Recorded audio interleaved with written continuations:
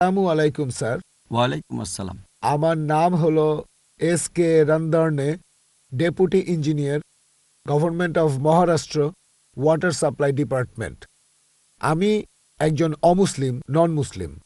আমার প্রশ্নটা হলো যে আমাদের এই পৃথিবীতে কেন এত ধর্ম সৃষ্টি হয়েছে? আমাদের চারপাশে এত বেশি ধর্ম কেন? এখানে একটা সেন্টেন্স লেখা আছে পিস টিভি লোগোর নিচে, যে পিস টিভি মানবতার সমাধান। এখানে আমার মতামত হলো এই, যে শান্তির জন্য জ্ঞান আর বিজ্ঞতার প্রয়োজন। ধন্যবাদ। ভাই একটা প্রশ্ন করলেন যে পৃথিবীতে এত ধর্ম কেন, এটা প্রথম প্রশ্ন। আর তারপর একটা মন্তব্য করলেন যে শান্তি মানবতার সমাধান, এটা পিস টিভির স্লোগান। শান্তির জন্য প্রয়োজন জ্ঞান আর বিজ্ঞতা। আমি আপনার সঙ্গে একমত। আপনার প্রশ্নের প্রথম অংশটা নিয়ে যদি বলি যে পৃথিবীতে কেন এত বেশি ধর্ম, আমাদের বুঝতে হবে যে সর্বশক্তিমান ঈশ্বর আমাদের স্রষ্টা আল্লাহ সুবহানাহু ওয়া তাআলা পাঠিয়েছেন মাত্র একটা ধর্ম।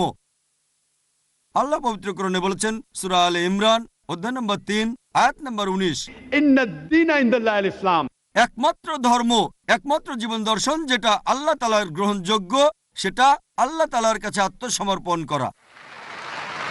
আল্লাহ তাআলা মাত্র একটা ধর্মই পাঠিয়েছেন।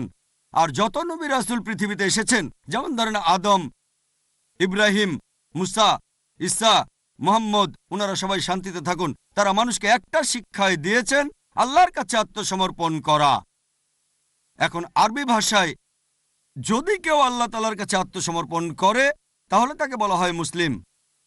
আর ইসলাম, এই আরবি শব্দটার মূল আরবি শব্দটা হচ্ছে সালাম, যার মানে শান্তি। এর আরেকটা মূল আরবি শব্দ হচ্ছে সিলম, যার মানে আল্লাহ তাআলার কাছে নিজের ইচ্ছাকে সমর্পণ করা। তাহলে এক কথা ইসলাম মানে আল্লাহ তাআলার কাছে আত্মসমর্পণের মাধ্যমে শান্তি অর্জন করা। তাহলে আমাদের স্রষ্টা আল্লাহ তাআলা পাঠিয়েছেন মাত্র একটাই ধর্ম। তবে সময় বদলানোর সাথে সাথে ধর্মগ্রন্থগুলোও বদলে গেছে, বিকৃত হয়ে গেছে, নতুন জিনিস ঢুকেছে। আর এই ধর্মগ্রন্থ বদলানোর ব্যাপারে আল্লাহ পবিত্র কোরআনে বলেছেন সূরা বাকারা অধ্যায় নম্বর 2 আয়াত নম্বর 79, ফাওয়াইলুল লিল্লাযিনা ইয়াকতুবুনাল কিতাবা বিআইদিহিম সুম্মা ইয়াকুলুনা হাযা মিন ইনদিল্লাহ লিয়াশতারু বিহি সামানান কালিলা ফাওয়াইলুল লাহুম মিম্মা কাতাবাত আইদিহিম ফাওয়াইলুল লাহুম মিম্মা ইয়াকসিবুন। দুর্ভোগ তাদের যারা নিজ হাতে কিতাব রচনা করে আর বলে এটা আল্লাহর নিকট হতে। তারা এটা বলে তুচ্ছ মূল্য প্রাপ্তির জন্য। তাদের রচনার জন্য শাস্তি তাদের, যা উপার্জন করে সেজন্য শাস্তি তাদের। আল্লাহ তাআলা পাঠিয়েছেন অনেক আসমানি কিতাব, অনেক ইনস্ট্রাকশন ম্যানুয়াল। সময় বদলানোর সাথে সাথে এই ইনস্ট্রাকশন ম্যানুয়াল, আল্লাহর এই আসমানি কিতাব বদলে গেছে। যখন কোনো কিতাব বিকৃত হয়ে গেছে, আল্লাহ নতুন রাসূল পাঠিয়েছেন আর নতুন কিতাব। এইভাবে অনেক দিন চলেছে। তারপর আল্লাহ পাঠালেন সর্বশেষ ও চূড়ান্ত নবী মুহাম্মদ সাল্লাল্লাহু আলাইহি সাল্লামকে, আর সর্বশেষ ও চূড়ান্ত আসমানি কিতাব কোরআন নাজিল করলেন। এর আগে যেসব নবী রাসূল এসেছিলেন, আমাদের প্রিয় নবী মুহাম্মদ সাল্লাল্লাহু আলাইহি সাল্লাম বলেছেন যে আল্লাহ তাআলা এই পৃথিবীতে 1,24,000 নবী রাসূল পাঠিয়েছেন। পবিত্র কোরআনে মাত্র 25 জনের নাম বলা হয়েছে, অন্যদের নাম আমরা জানি না। হতে পারে একজন প্রশ্ন করেছিল, আপনি কি মনে করেন, একজন হিন্দু আমাকে এই প্রশ্নটা করেছিল, আপনি কি রামকে আল্লাহর রাসূল বলে মানেন, অথবা শ্রীকৃষ্ণকে কি আল্লাহর রাসূল বলে আপনি মানেন?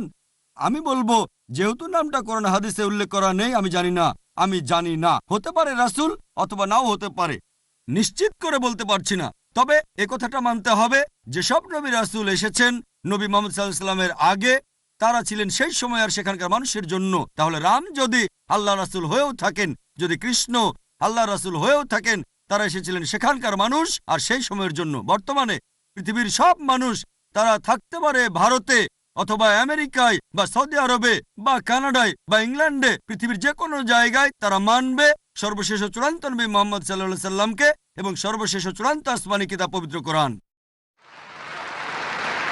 আল্লাহ আমাদের কথা দিয়েছেন সূরা হিজর অধ্যায় নম্বর 15 আয়াত নম্বর 9 যে আমি কোরআন অবতীর্ণ করেছি, সেটা আমি সংরক্ষণ করব। তাহলে আল্লাহ তাআলা পাঠিয়েছেন মাত্র একটা ধর্ম, সেটা হচ্ছে আল্লাহ তাআলার কাছে আত্মসমর্পণ করা।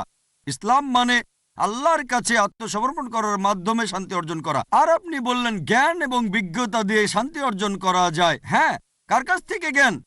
সবচেয়ে সেরা কে? আল্লাহ তাআলা আমাদের স্রষ্টা। কে সবচেয়ে জ্ঞানী? আল হাকিম, তিনি আল্লাহ সুবহানাহু ওয়া তাআলা মহান স্রষ্টা। তাহলে শান্তি অর্জনের সেরা উপায় হচ্ছে সেই জ্ঞান এবং নির্দেশনা মেনে চলা যেটা আমাদের স্রষ্টা আল্লাহ সুবহানাহু ওয়া তাআলা পাঠিয়েছেন। আশা করি উত্তরটা পেয়েছেন। ধন্যবাদ।